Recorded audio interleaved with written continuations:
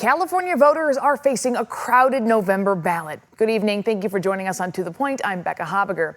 It appears at least a dozen measures will head to voters. In the final hours before today's 5 p.m. deadline, interest groups and lawmakers struck last-minute deals. We have team coverage tonight on this very busy day at the state capitol. We begin with ABC 10's Jeannie Nguyen, who's here to explain what happened. Well, Becca, facing pressures and tight deadlines, many compromises were made today. It now appears voters will make a decision on a wide range of issues, including wealth taxes, voter ID, housing, and the state budget.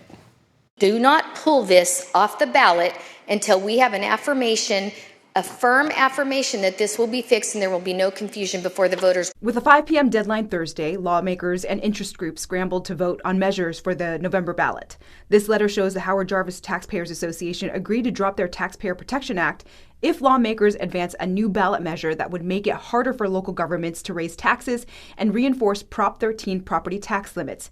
In response, the legislature cautiously passed ACA 21 and ACA 22, but plans to convert them into Assembly concurrent resolutions next week.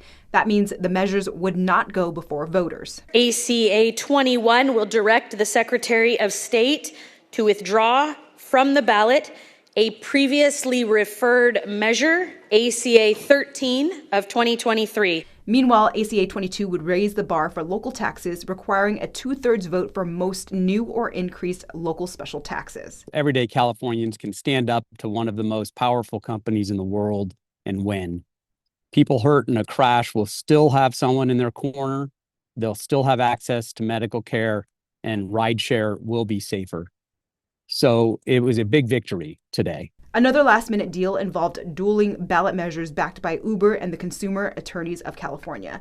Both agreed to drop their initiatives after lawmakers passed SB 623, a bill aimed at protecting crash victims from high medical costs, preserving access to legal representation, and strengthening rideshare safety. The bill passed the Assembly and Senate, and Governor Gavin Newsom just signed it into law. It would require regular background checks for rideshare drivers and limit certain damage awards in auto crash cases. SB 623 creates a system that's safe, fair, and accountable by protecting patients from unnecessary treatment and overcharging, ensuring access to medical care and legal representation. Despite these deals, voters will still face at least a dozen measures this November. In recent years, we had 28 of them in 1990, so it is possible that we could have a fair number on a given ballot. Chris McKaylee encourages voters to do research outside of what the proponents and opponents say about each measure.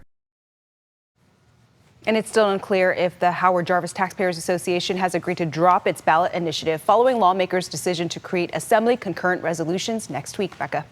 Jeannie, a lot to follow. Thank you so much. Well,